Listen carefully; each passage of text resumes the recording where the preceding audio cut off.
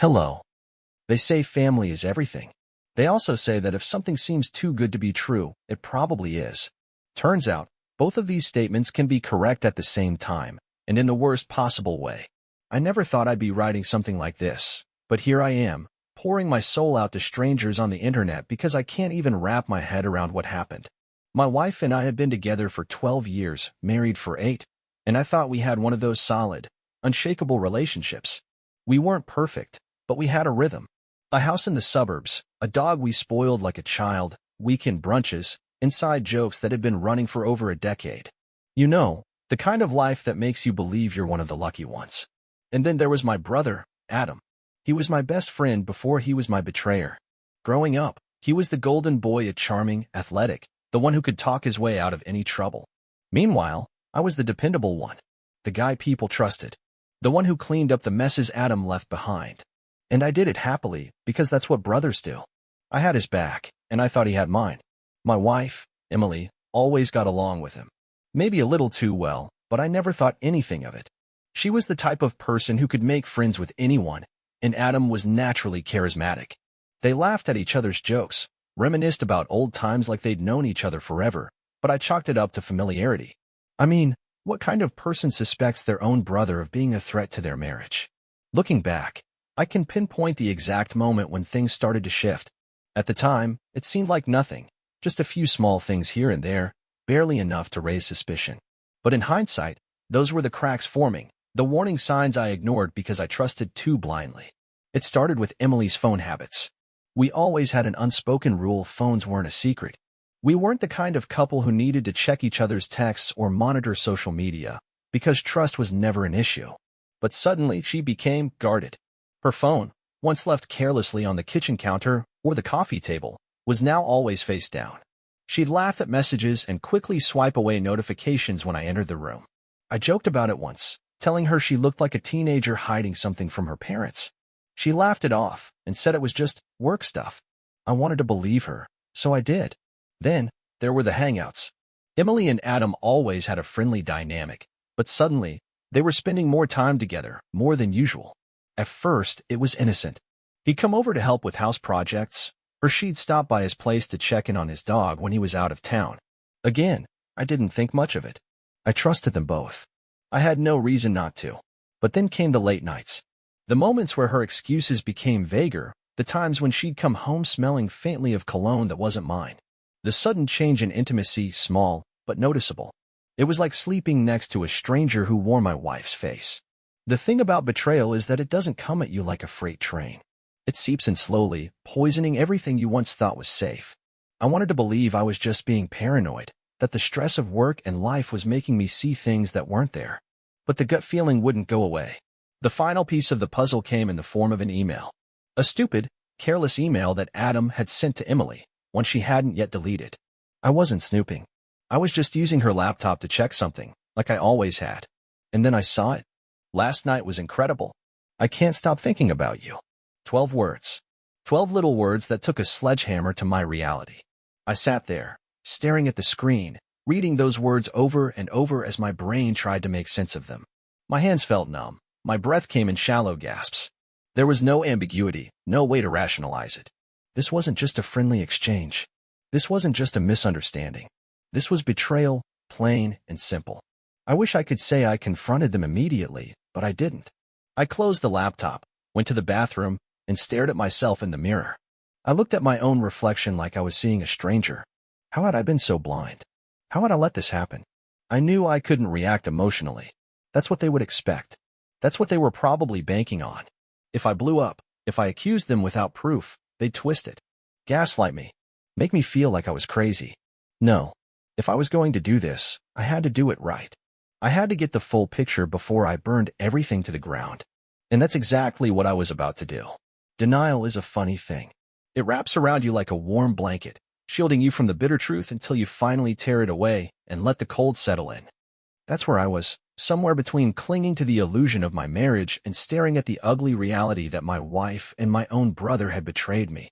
After I found that email, I didn't rage. I didn't confront anyone. I just let it sit there, a festering wound, while I tried to make sense of it all. My first instinct was to look for more signs, as if I needed to convince myself of something I already knew. So, I became quiet, watchful. I stopped asking questions and just started paying attention. Emily didn't notice. That was the worst part.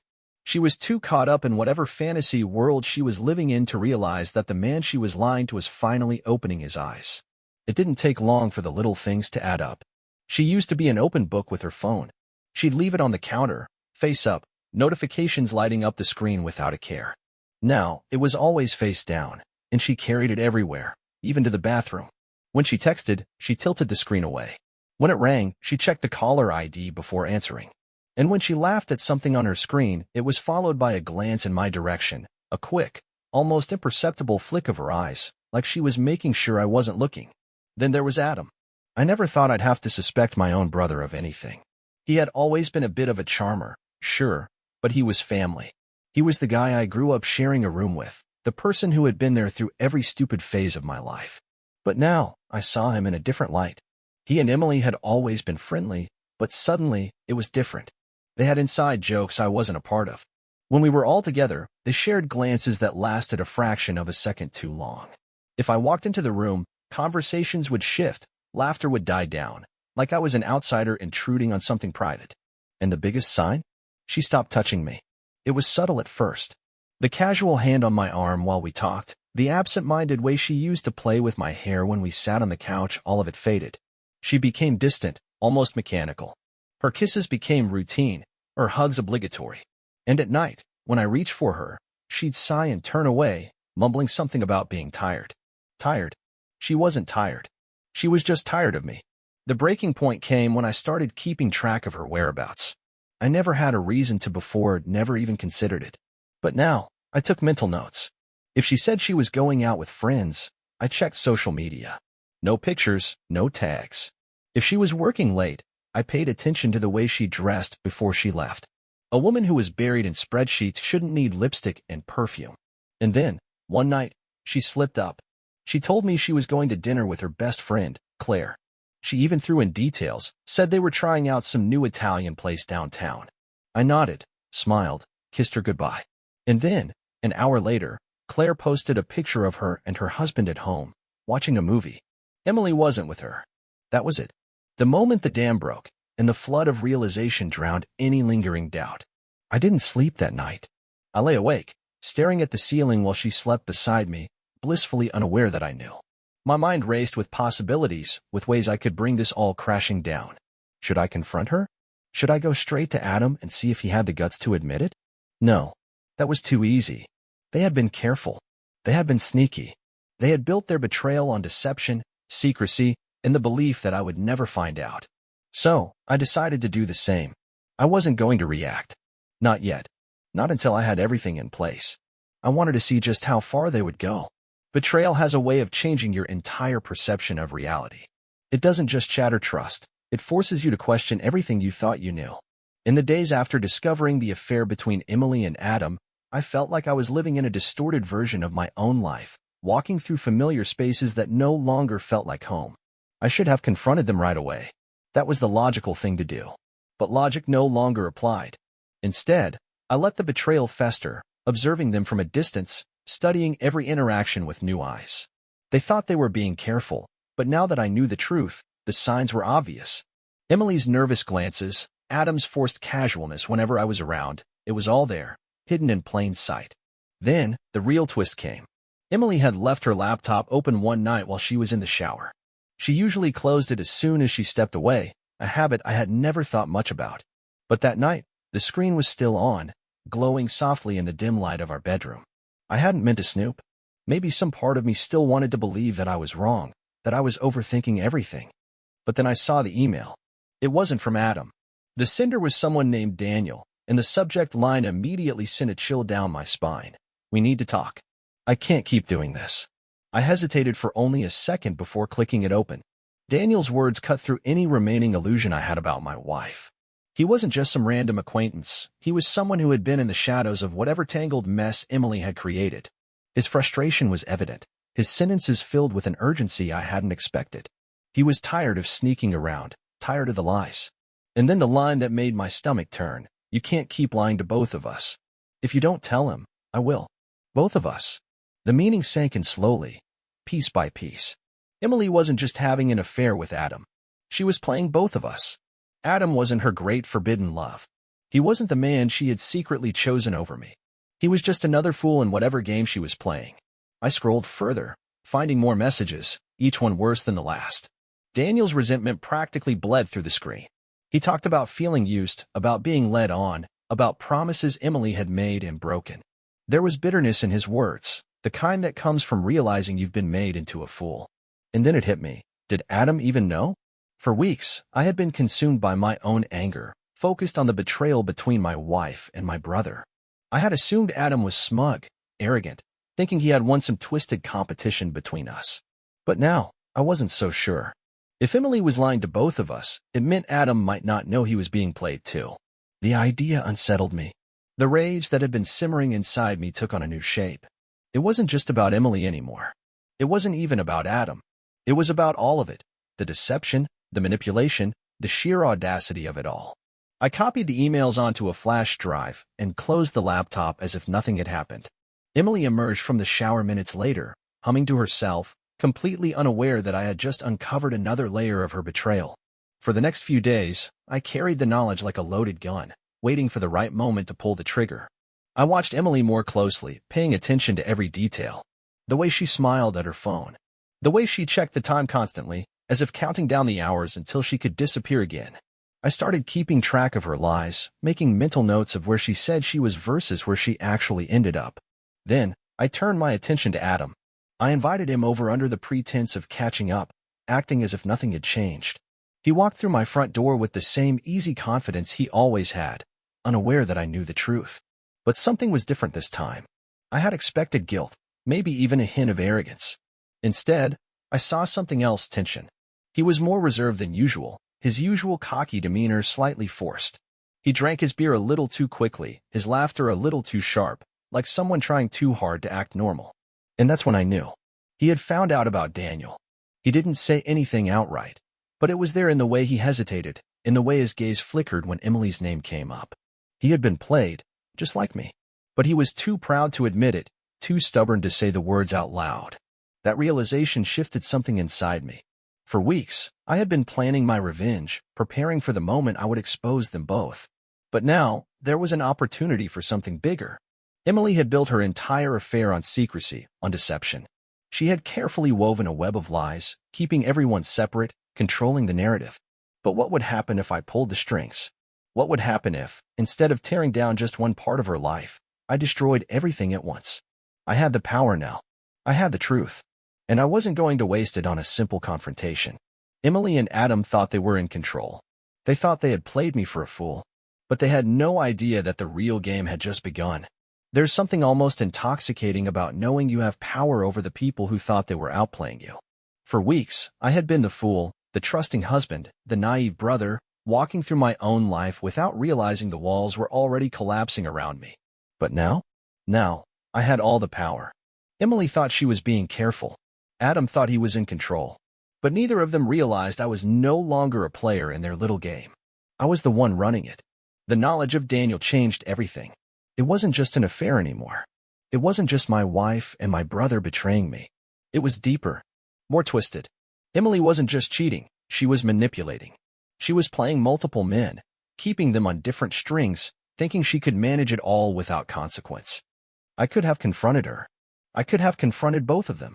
But that was too simple, too predictable. They had spent so much time hiding, scheming, moving in shadows. I wanted them to feel what it was like to be completely, hopelessly exposed.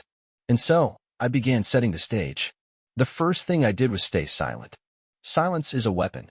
It makes people uncomfortable, forces them to second-guess everything. I acted normal. I kissed Emily goodbye when she left the house, asked how her day was, even pretended to be distracted with work so she wouldn't suspect I was watching her every move. She thought she was getting away with it. That made it even easier. Adam was trickier. He already seemed on edge. He knew something was off, but he hadn't figured it out yet. I kept my distance just enough to keep him comfortable. He wasn't expecting anything from me. That was my advantage. And then, there was Daniel. Daniel, the unknown variable. The man lurking in the background, waiting for Emily to choose. The desperate fool who actually believed her lies, who thought she might leave everything behind for him. He was my wild card. I needed to find him. It didn't take much effort. A quick search of Emily's social media gave me enough breadcrumbs to follow. A few tagged photos, a couple of mutual friends, and suddenly, I had his full name. From there, it was easy. His entire life was online, his job, his interests, even his gym schedule. He wasn't hiding. He didn't think he needed to. That was his mistake. I created a fake account, nothing fancy, just enough to send him a message. Casual. Just a friendly, anonymous warning. You don't know me, but you should know that Emily has been lying to you. She's been lying to all of us. If you want the truth, meet me at the Hollow Coffee House on Saturday at noon. I wasn't even sure if he would show, but I had a feeling desperation would win out. He needed answers just as much as I did. And so, I waited. Saturday came. I arrived early, choosing a table in the corner where I could see everything. The place was busy but not crowded, the kind of setting where no one pays attention to anyone else. At exactly 12:03 p.m., Daniel walked in. I recognized him instantly. Tall, mid-30s, sharp-dressed, but slightly disheveled. He looked stressed, like a man who had been unraveling for weeks, who was barely holding on to the illusion he had built for himself. He didn't see me at first. He glanced around, expecting, what? Emily? A confrontation? After a minute, I stood up, walked toward him, watched his expression shift from curiosity to confusion to something else entirely, recognition. Because he knew who I was. He didn't know my face, but he knew my name. He knew I existed. Emily had told him. She had warned him about me. That was all the confirmation I needed. He tensed as I approached, as if he expected me to punch him. I didn't. I just sat down, gestured for him to do the same. He hesitated, but sat across from me. Then, I pulled out my phone and placed it between us. Opened the email thread. Scrolled through the messages. I watched as the realization hit him like a freight train. He hadn't known about Adam. That much was clear. His eyes darkened as he read, his fingers curling into fists. He had been played. Just like me. The anger in his expression wasn't directed at me. It was at her. I let it sink in for a moment before saying the only thing that mattered. Want to help me ruin her life? He didn't even hesitate. He nodded. I had my ally. Now, it was time for the final act. There's a moment in every revenge story where everything clicks into place, where every piece of the puzzle aligns, and you realize the only thing left to do is set the whole damn thing on fire. That moment had arrived. I had the players in position. Emily, still blissfully unaware that I knew everything. Adam, restless but smug, convinced he was getting away with it. And Daniel, a man scorned, a man burning with the kind of fury that only comes from realizing you've been made a fool. Now, it was time to drop the hammer. I wasn't interested in a simple confrontation. Screaming matches, tears, pathetic apologies, that wasn't enough. I wanted them to feel it. The same way I had felt it. The humiliation, the collapse of everything they thought was stable. So I set the stage. Emily's birthday was in a week. She wasn't the type to make a big deal out of it, but I was. Every year, I planned something special. A dinner, a party, sometimes a trip. This year, I told her I had a surprise in store, something she'd never forget. She smiled, clueless. She had no idea how right I was. The guest list was small, just close family and friends. Of course, Adam was invited. It would have been suspicious if he wasn't. And at the last minute, I suggested that Daniel come, too. I told Emily I had run into him recently and thought it would be a good opportunity for them to catch up. She hesitated but agreed. Everything was in motion. The night arrived, and everyone gathered at our house. The wine flowed, the laughter was forced. I could feel the weight of it pressing down on the room, the tension like static before a storm. Emily was glowing, playing the perfect wife, the perfect hostess. Adam was relaxed, lounging in my home like he belonged there. Like he hadn't spent months sneaking around behind my back. Daniel, on the other hand, was quiet, brooding. He barely spoke, barely looked at her. He was waiting. So was I. And then, the real gift arrived. I had spent the past week compiling everything. Screenshots of messages, timestamps, locations. The entire roadmap of their betrayal. I put it all together in a presentation, yes, an actual slideshow, and saved it onto a flash drive. When the time was right, I stood up, raised my glass, and said I had something special planned. Emily beamed, expecting a heartfelt toast. The room fell silent as I plugged the flash drive into the TV. And then, the first image appeared. A screenshot of Emily's texts. Then, one of Adam's replies. The threat unfolded on the screen, damning words laid out for everyone to see. The friendly smiles faded. Whispers spread through the room. I heard the sharp inhale of Emily's breath, the scrape of Adam shifting in his chair. Then, the rail bomb dropped. Daniel's messages. His name, his words, his anger. The realization that Emily hadn't just betrayed me, she had betrayed both of them. Emily turned to Adam, eyes wide, searching for something, reassurance, maybe? An explanation? But all she got was rage. Adam stood, fist clenched, face red. He wasn't just embarrassed, he was furious. And Daniel? Daniel laughed. Loud, bitter, the kind of laughter that fills the room and makes everyone uncomfortable. He stood up, lifted his glass, and toasted to Emily's talent for multitasking. Then, he walked out. Adam wasn't far behind. Emily, pale and shaking, turned to me, her lips moving, forming words that wouldn't come. I watched her, waiting, giving her the space to lie one last time. But she didn't. Because there was nothing left to say. She had destroyed everything with her own hands. I picked up my own glass, took a slow sip, and turned to the stunned faces around me. Then, calmly, I ended the night with the only words that mattered. Happy birthday, Emily. And with that, I walked away. Bye-bye.